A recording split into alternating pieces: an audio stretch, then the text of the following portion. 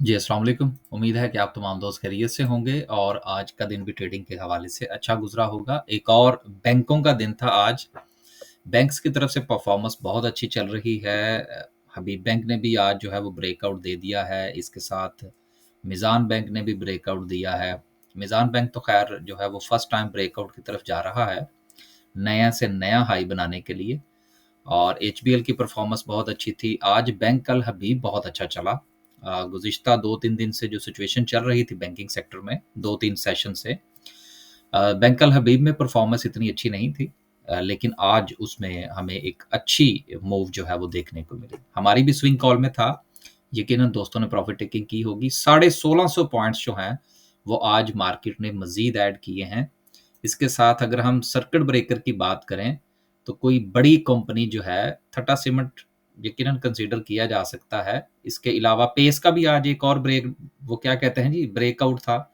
इसने अपना previous high जो है, जो कि कोई चंद दिन पहले इसने लगाया था, आज उसने उसको ब्रेक किया है और एक कैप के साथ किया है। तो हमारे पास तो है, लगातार इसका दूसरा कैप है, कल भी ये कैप पर था। तो उम्मीद करनी चाहिए कि यकीनन ये थोड़ा-सा मज़ीद बेहतर परफ़ॉर्म कर सकता है। लेकिन इसके साथ अगर हम कोई हैवी वेटेज कंपनी की बात करें, तो वो हमें अपर कैप पर नज़र नहीं आ रही।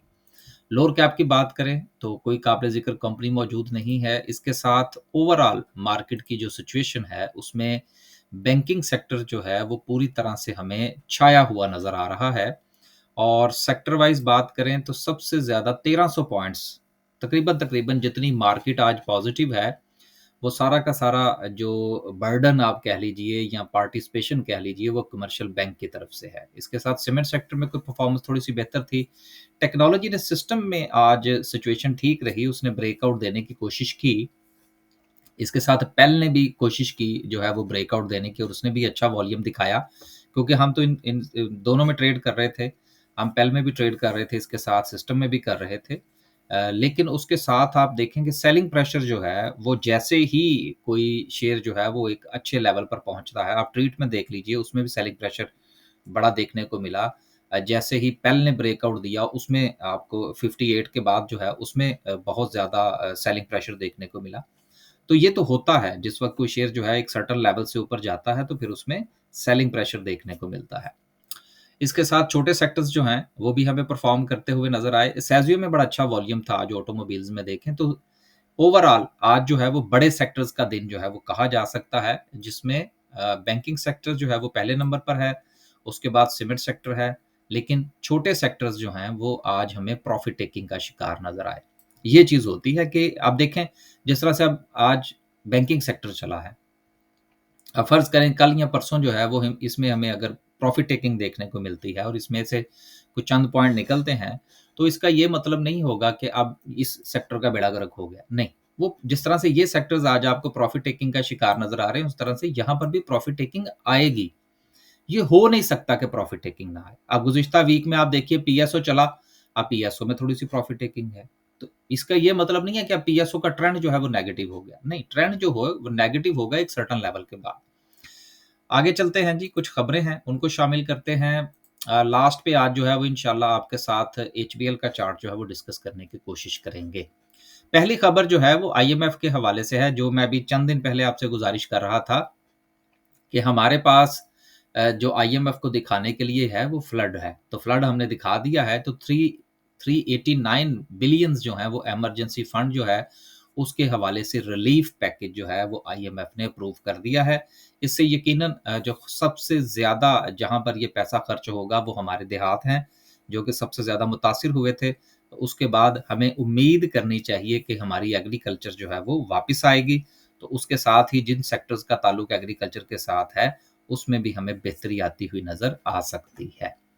अगली खबर जो है वो माड़ी के हवाले से है, लेकिन अगेन आपको याद होगा कि ओजीडीसी, पीपीएल, पोल, इन सब माड़ी इनके हवाले से मैं गुज़िश्ता तकरीबन 7-8 महीने पहले से भी मैंने ये गुज़ारिश कर दी थी कि इनको बहुत सारे ब्लॉक्स जो हैं वो लॉट हो चुके हैं। अब माड़ी एनर्जीज़ जो हैं वो मज़ीद अपने स्टेक्स जो है वो बढ़ाने जा रही है पेशावर ब्लॉक के अंदर। तो अब आप ये देखिएगा कि यहाँ से भी फिर जो है डिस्कवरीज़ आना शुरू होंगी, जिससे इनकी प्रोडक्शन बेहतर होगी और दूसरी चीज़ आप ये ज़हन में रखिएगा कि ये जो आरएलएनजी और हमारी जो डोमेस्टिक गैस का जो फड्डा है, वो पीपीएल, ओजीडीसी को मार पड़ती है ज़्यादा। वो माड़ी वालों को इतनी मार नहीं पड़ती। तो इसलिए ये मामला इनका ठीक ही चलता है और यही वजह है कि ये शेयर जो है ये आजकल आपको परफ़ॉर्मेंस भी दिखाता हुआ नज़र आ रहा है। अगली खबर जो है वो ओजीडीसी के हवाले से है, जिसको धड़ाधड़ जो है वो पेमेंट्स मिल रही हैं। इंटरेस्ट पेमेंट जो है वो इसको एक और मिली है 7.72 बिलियन की सर्कुलर डेट प्लान के तहत। अब ये सिलसिला जो है ये पेमेंट्स का ये आहिस्ता-आहिस्ता आपको मज़ीद बेहतर होता हुआ भी नज़र आएगा और बेसिकली हमने ये सारी जमा-तफ़रीक जो है, ये हमने आईएमएफ को भी दिखानी है परफ़ॉर्मेंस के पॉइंट ऑफ व्यू से। क्योंकि उसके बाद हुकूमत ये चाह रही है कि किसी न किसी तरीके से बिजली की कीमतों को थोड़ा-सा नीचे लाया जाए। क्योंकि जब बिजली की कीमतें नीचे आएँगी तो फिर कंज़प्शन बढ़ेगी। जब कंज़प्शन बढ़ेगी, तो उसके साथ हमारा ये जो पेमेंट्स हैं आईपीपीज़ को, वो तो हमने करनी ही करनी है किसी न किसी हवाले से। तो अगर हमारा जो है वो कंज़प्शन बढ़ जाती है, तो उससे हमारी जो कलेक्शन है वो बेहतर होगी। तो ये जो हुकूमत का जो प्लान है, इसकी वजह से हमें उम्मीद करनी चाहिए कि आने वाले दिनों में सूरत-ए-हाल जो है वो ना सिर्फ़ कि सर्कुलर डेट बल्कि उसके साथ-साथ जो बिजली के मामलात हैं, वो भी हमें मज़ीद बेहतर होते हुए नज़र आ सकते हैं। अगली जो है वो कुछ रिज़ल्ट्स हैं। पहला रिज़ल्ट जो है वो जीएचजीएल है, जिसने ₹1.5 का डिविडेंड जो है वो अनाउंस किया है। गो के इसकी ईपीएस जो है वो थोड़ी-सी मुतासिर हुई है और 6.75 से कम होकर 5.90 है 90 है, जो कि तकरीबन कोई 12.5% के करीब जो है वो कमी ब बनती है। लेकिन देखिए, इतने बड़े लेवल पर अगर हम देखें, तो यकीनन ये कोई छोटा-मोटा जो प्रॉफ़िट लॉस है कंपनीज़ के अंदर जो है ये चलता रहता है। तो मैं नहीं समझता कि कोई बुरा रिज़ल्ट है, लेकिन इसके साथ इन्होंने जो डिविडेंड अनाउंस किया है, शेयर होल्डर के लिए यकीनन जो है वो एक अट्रैक्शन का बायस बनता है। अगली खबर जो है सॉरी अगला रिज़ल्ट जो है वो अत्तहूर का है, प्रीमा का है।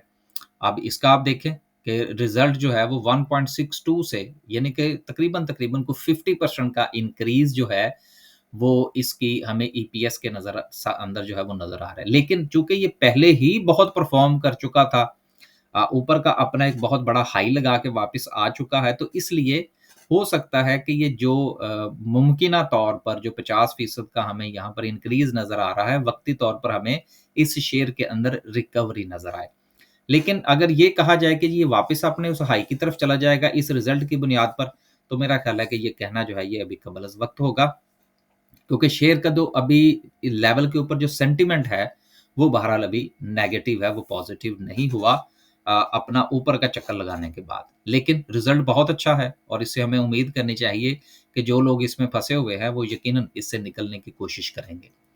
अगली आखिरी जो रिज़ल्ट है वो डीसीएल का है। हमने भी आज इसमें ट्रेड किया। अच्छा रिज़ल्ट है इसका, इतना बुरा रिज़ल्ट नहीं है। देखिए, देखने में तो हमें ये चीज़ नज़र आ रही है कि जी इसका जो रिज़ल्ट है वो बहुत बुरा है, कि जो लॉस है वो तकरीबन डबल हो चुका है। लेकिन आप एक चीज़ की तरफ अगर आप देखें क्योंकि देखिए बहुत सारे टैक्सेस होते हैं जब कंपनीज़ जो हैं वो एक अरसे तक लॉस में चल रही होती हैं, तो बहुत सारी चीज़ें ऐसी होती हैं जो कि पाइल अप हो रही होती हैं।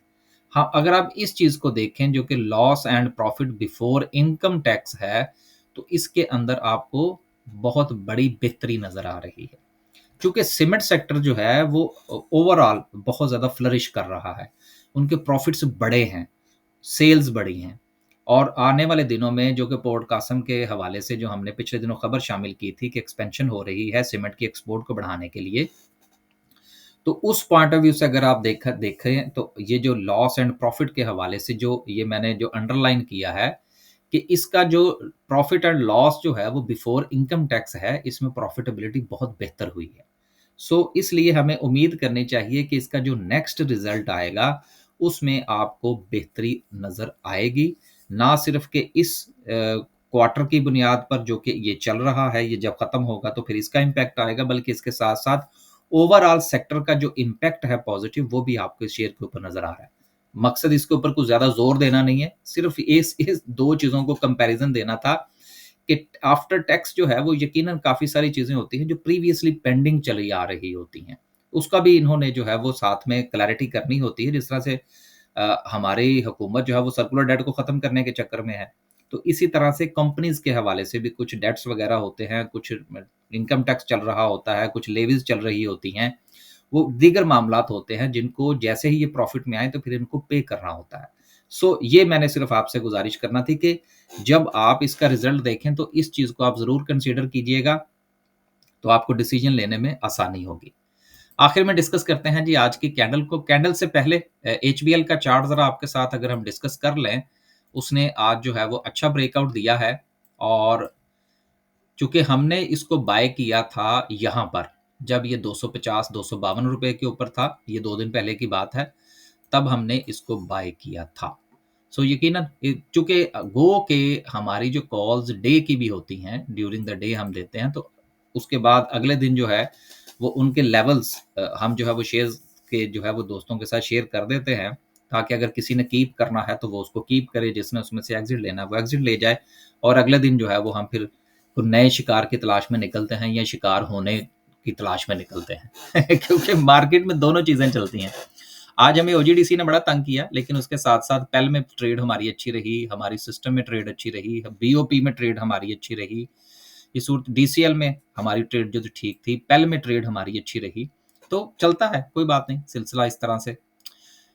आज जो है वो एचबीएल ने दिया है जी ब्रेकआउट। इसकी जो रेजिस्टेंस थी वो इसका जोन था 280 रुपीज का। यहां से जो है वो इसने अपना ब्रेकआउट दिया है, जहां से इसने अपना पहले हाई बनाया था।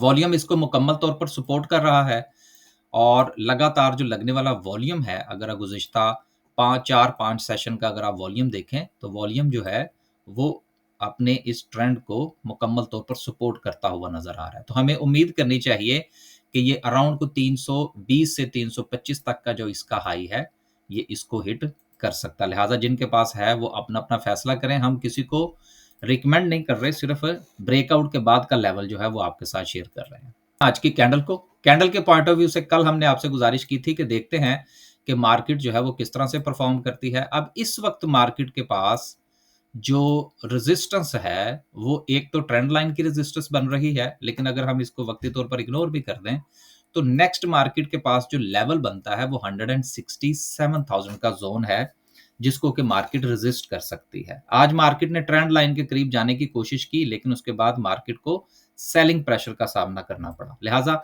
वक्ती तौर पर जो है वो मार्केट थोड़ा सा रिट्रेस करके अपने इस लेवल को, जो कि अराउंड कोई 165,000 का बनता है, इस जोन को टेस्ट करने के बाद ये सिचुएशन जो है ये बन सकती है, राइट। लेकिन हमारा जो स्टॉप लॉस है वो 165,000 का जो जोन है उसके नीचे होना चाहिए, और नेक्स्ट टारगेट जो है वो हमारा 167,000 का जोन होना चाहिए। राइट एट द मोमेंट जो है वो मार्केट इन दो जोन के अंदर ट्रेड करती हुई नजर आ रही है। बस जी, आज के लिए सिर्फ इतने। खुश रहें, आबाद रहें। मार्केट में हर रोज मेला लगता है। आपने फैसला ये करना है कि आप मार्केट में किस पॉइंट ऑफ व्यू से आए हैं, या आपने जो शेयर खरीदा है वो किस पॉइंट ऑफ व्यू से खरीदा है। दूसरी चीज ये है कि कभी भी आप इस चीज की तरफ ना देखा करें कि जी मार्केट जो है वो 2 लाख पे जाएगी, या मार्केट जो है वो 2.5 लाख पे जाएगी। अब बहुत सारी चीजें आपको सुनने को दोबारा मिलेंगी। मैं अपनी अक्सर वीडियोस में कहता हूँ कि मार्केट जैसे ही 1000 1500 2000 पॉइंट चलती है, लोग बहुत ऊपर की बात करते हैं, और ये कोई बड़ी बात नहीं होगी कि फर्ज करें अगर मार्केट के ऊपर वक्ती तौर पर सेलिंग प्रेशर आए और मार्केट जो है वो 165,000 का जो ये जोन है, यहाँ पर अपने आप को थोड़ा सा रिट्रेस करे, जो कि कोई जो है वो अचंभे की बात नहीं है, कोई अनहोनी नहीं है यार। ये जो हमारे यहाँ लोग पैनिक हो जाते हैं ना एक छोटी सी कैंडल बनने के बाद, ये जो है ना ये सिर्फ हमारे यहाँ ही होता है, दुनिया में नहीं होता। तो आप ये देख लीजिए कि बहुत सारे लोग जो है वो यहाँ पर लॉस बुक कर जाएंगे, एग्जिट कर जाएंगे कि जी देखें जी निकल जाइए बस फटाफट, उसके बाद मार्केट का बेड़ा गर्क हो जाएगा। यही चीज जो थी, ये हम आपको जब मार्केट यहाँ पर ट्रेड कर रही थी तो उस वक्त भी हम यही कह रहे थे कि यार मार्केट जो है उसको चलने तो दें थोड़ा सा, एकदम से आप पैनिक हो जाते हैं। सो साथ साथ प्रॉफिट टेकिंग जरूर करें आप। अब देखें आपको बैंकिंग सेक्टर जो है वो पूरी परफॉर्मेंस दे रहा है। जहां पर आपके पास बैंकिंग सेक्टर में शेयर्स हैं, 10 20 15% 25% प्रॉफिट टेकिंग जरूर करें, क्योंकि चीजें जो हैं वो पहले ऊपर जाती हैं। जिस तरह से आप ये देखें, ये इंडेक्स जो है ये आज इसने ये आपको हाई दिया, फिर इसने रिट्रेस किया, ठीक है ना। अब जब ये हाई दे ना तो फिर शेयर की सूरत में तो वहाँ पे प्रॉफ़िट टेकिंग ज़रूर किया करें। चाहे 15% ही क्यों ना हो, 10% ही क्यों ना हो। क्योंकि जब वो रिट्रेस करे और उसकी प्राइस नीचे जाए तो फिर आपको जो है वो कॉन्फिडेंस हो कि हाँ यार, मैंने यहाँ पर जो है वो कुछ प्रॉफ़िट टेकिंग कर ली थी। चाहे वही शेयर आप यहाँ पर बाय बैक कर लें, डज़न्ट मैटर। लेकिन अपने कॉन्फिडेंस को बिल्डअप करने के लिए प्रॉफ़िट टेकिंग ज़रूर किया करें और मार्केट की छोटी-सी कैंडल बनने पर डर ना जाया करें। इजाज़त दीजिए जी। अल्लाह हाफ़िज़।